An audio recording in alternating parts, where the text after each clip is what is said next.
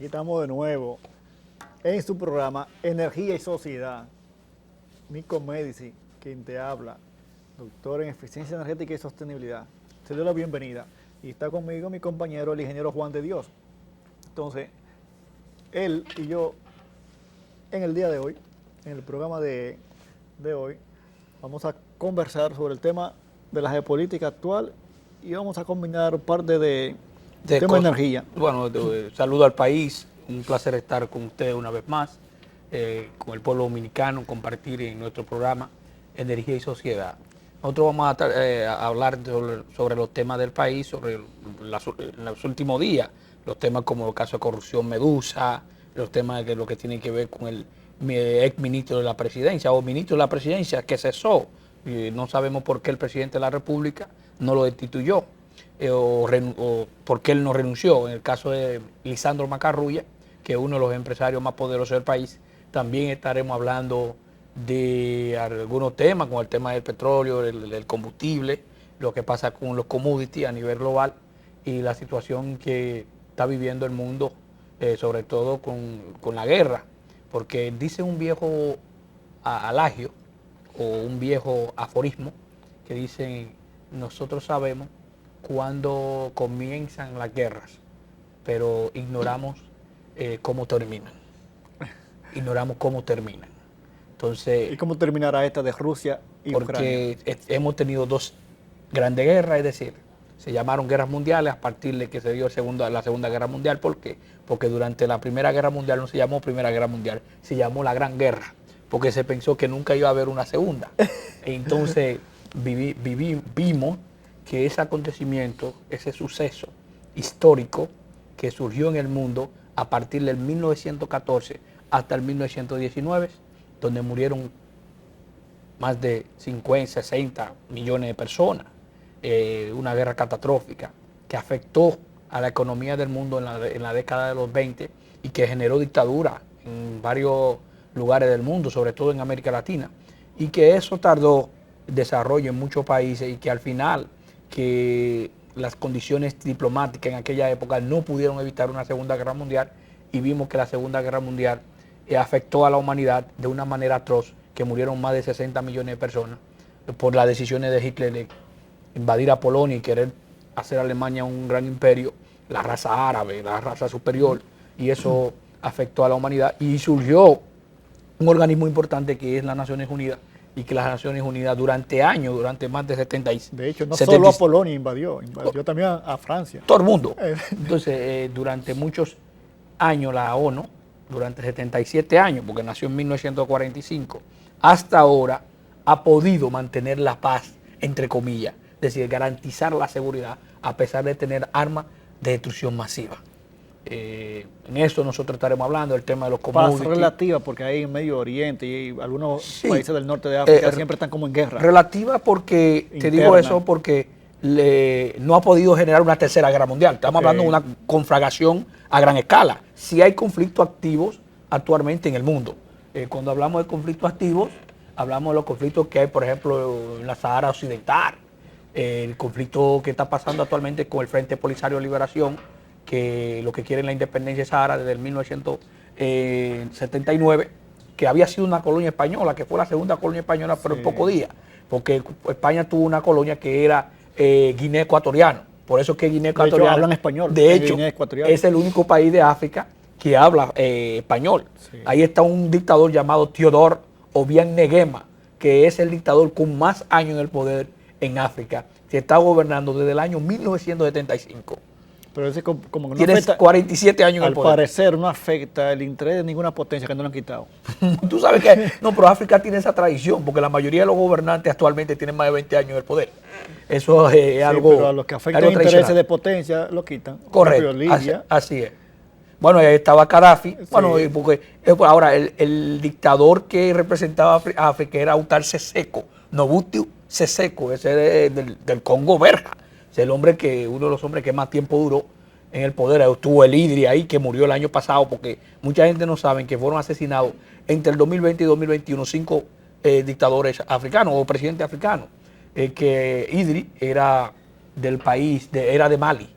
Mali tuvo una dictadura feroz estuvo ahí uno llamado el Pinochet africano, llamado Hissène Habré, que gobernó en los años 1975, 76, que desaparecieron muchos estudiantes, muchos líderes, así. Pero el caso, como decía, el del Valle de Tigray, allá en el Cuerno africano, lo que tiene que ver con Etiopía, Eritrea, toda esa zona donde está este país que le dicen Somalia, que es un conflicto que está ahí desde el año 1983. Que todos esos son conflictos que están activos en el mundo. Sí. El caso de Sana, que es la capital de Yemen, el caso con los rebeldes hutíes ahí en Yemen, que han generado muchos problemas, el caso israelí y palestino, que es un conflicto latente desde la misma resolución de las Naciones Unidas en 1947 hasta la propia independencia de Israel en 1948, fundado por el gran líder israelí llamado David Ben Gurión.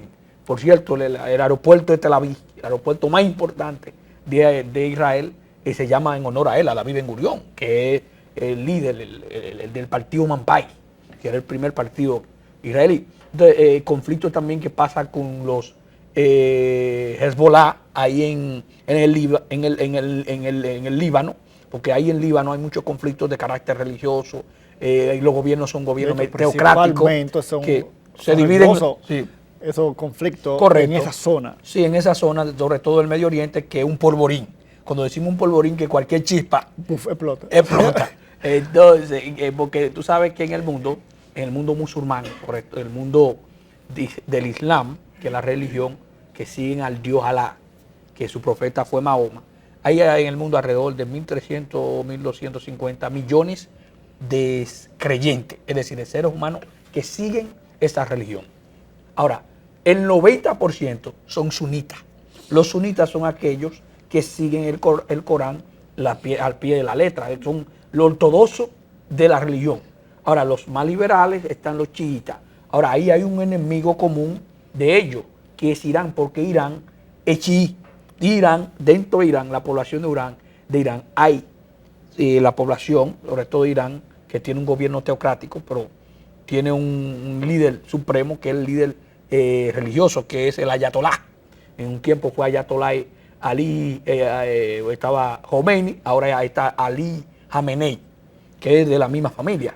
Pero el 90% en Irán son chiíes. Sí, pero Irán también quiere reventar a Israel. Correcto, porque son enemigos. Recuerda que el problema del conflicto también de carácter religioso por la Liga Árabe, porque Irán estuvo ahí, pero sobre todo por el carácter religioso, porque ellos quieren reconocer a Palestina, porque Palestina la mayoría pertenecen al Islam, pero también ellos tienen ese grupo ahí, el grupo Hamas, que es el grupo más conflictivo, el grupo más bélico, porque son del Estado Islámico. Cuando hablamos del Estado Islámico, son los grupos radicales, los que andan poniendo bombas, los que creen que la guerra tiene que ser, los que creen en la guerra religiosa. Es decir, la guerra religiosa es conquistar el mundo, será someter el mundo, que siguen a Alá, de si no lo siguen, entonces nosotros lo vamos a conquistar a través de las bombas, atentados, como sea. Entonces eso, el Daesh también estuvo ahí en Siria, porque Siria tiene una gran cantidad también que son suní. Por un tiempo también el propio gobierno de Saddam Hussein en los años 80 también eran suní, pero actualmente en Irak están a la pared, de decir 50% suní y 50% chiita. Entonces, también el caso del Líbano es un caso sui generis, porque el Líbano, el gobierno está repartido entre grupos religiosos, chií, suní, maomita, maronita, todo eso y otras religiones. Entonces el conflicto es muy complicado, es muy complejo, la situación cultural y religiosa en esta región.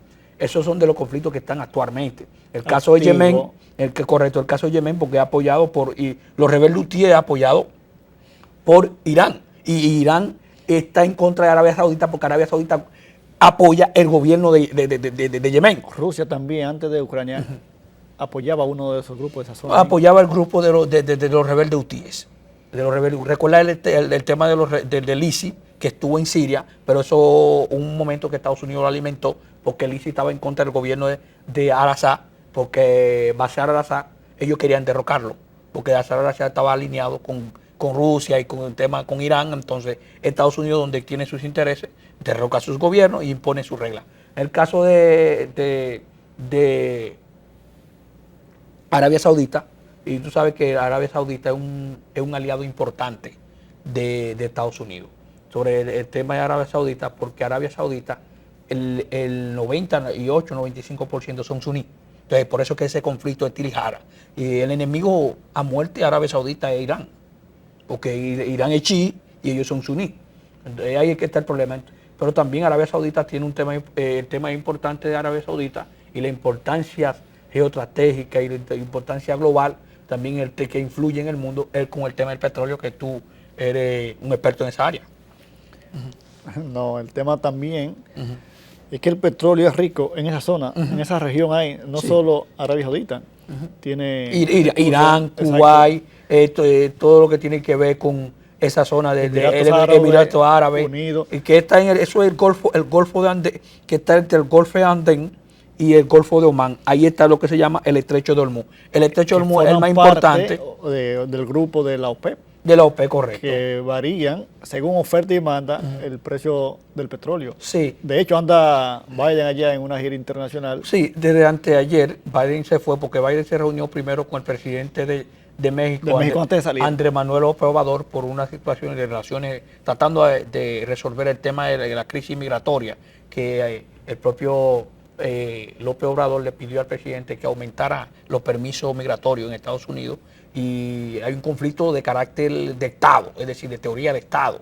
¿Por qué? Porque Texas no quiere y el presidente quiere, entonces hay un problema ahí estatal, porque el gobernador no quiere permitir que lleguen más inmigrantes y Biden quiere acelerar la cantidad de permisos migratorios, y el presidente también de México dice que va a hacer, tratar de colaborar, de permitir también que los inmigrantes tengan un estatus en México. Entonces la situación es compleja. Se hizo más en esa parte de la reunión, tuvo que ver más con el problema migratorio. También ahora, en esa región está Qatar, rico en gas natural. En gas natural. Que ha llevado el tema del transporte del gas natural en estado líquido a otro nivel. Bueno, el segundo. Qatar es uno de los países que ha invertido mucho en esa tecnología, en esa investigación de transportar el gas natural en estado líquido. Así es. Que ya sería gas natural licuado o gas natural líquido, que se utiliza la técnica de la criogenización, que tiene que bajar la temperatura a negativo 260 grados. Así mismo. Por lo menos. ¿Tú entiendes? Entonces, ¿por qué? Bueno, porque el gas ocupa mucho volumen. Así es. Pero el líquido, tú puedes tener mayor concentración del material en poco volumen. Así es. En estado líquido.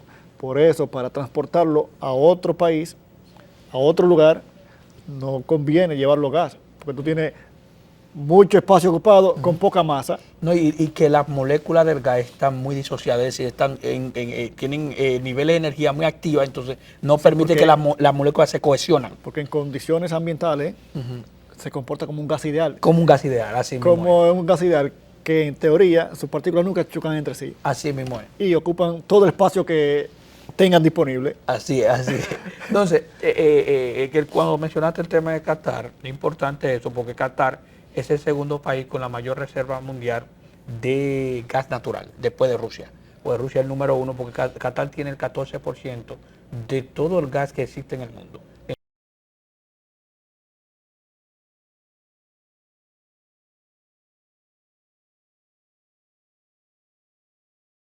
Solamente albergan ahí 170.000 millones de barriles de petróleo, ahí en el subsuelo de Irán. Irán es un país inmensamente grande, con 1.500.000 kilómetros cuadrados. Que Qatar empezó a hablarse de Qatar cuando ellos empezaron a exportar su gas natural.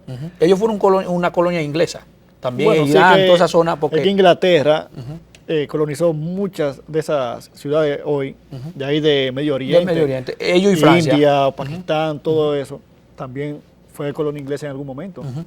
Entonces, te decía de Qatar, salió del anonimato, por así decirlo, cuando empezó a exportar su gas natural. Sí, sí. Así mismo, tú mencionabas ese tema, porque Estados Unidos es el mayor exportador de gas licuado del mundo, a través de la crionogenia, con 26%, le sigue Qatar con 20%, después le sigue Rusia, porque Rusia también exporta, con un 16%.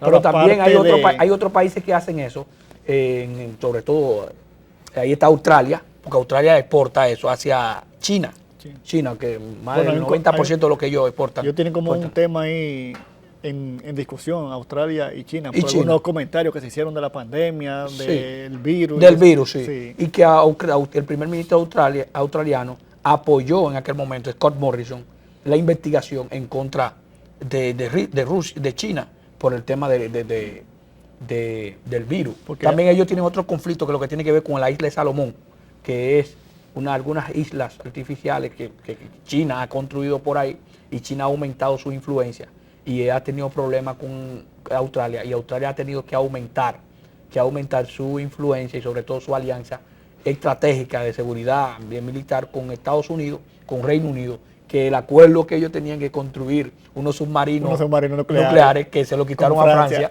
y se lo dieron a Estados Unidos. De ahí nació lo que se llama el AUKUS. Todos esos son conflictos que hay ahí en el mar, en el Océano Pacífico.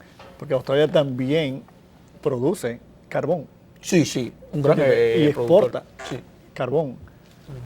Y como tú decías, ese tema de lo que respecta, cabe destacar que después de la Primera Guerra Mundial, como las potencias que perdieron la guerra, como fueron, cayó el Imperio Ruso, cayó el Imperio Otomano, que había venido desde 1453, terminó con la Primera Guerra Mundial, pero también cayó el Imperio Austrohúngaro.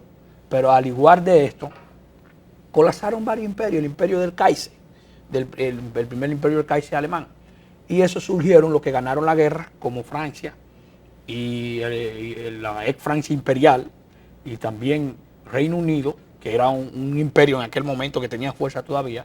Entonces hicieron un tratado llamado el Tratado Sykes-Picot, 1918, y llamado el Sykes-Picot, que había venido desde las declaraciones de Balfour. También hicieron entre el primer ministro inglés, que era Sir John Davis, y el primer ministro francés, que era Clemenceau. Entonces, cuando ellos hicieron el tratado, se repartieron el Medio Oriente, porque eso era del Imperio Otomano. Como era del Imperio Otomano, ¿qué sucedió? Bueno, Francia cogió a Turquía, cogió al Líbano y a Irán y Irak. Entonces el Reino Unido cogió a Irán, cogió a toda esa zona, porque Francia también cogió a Siria.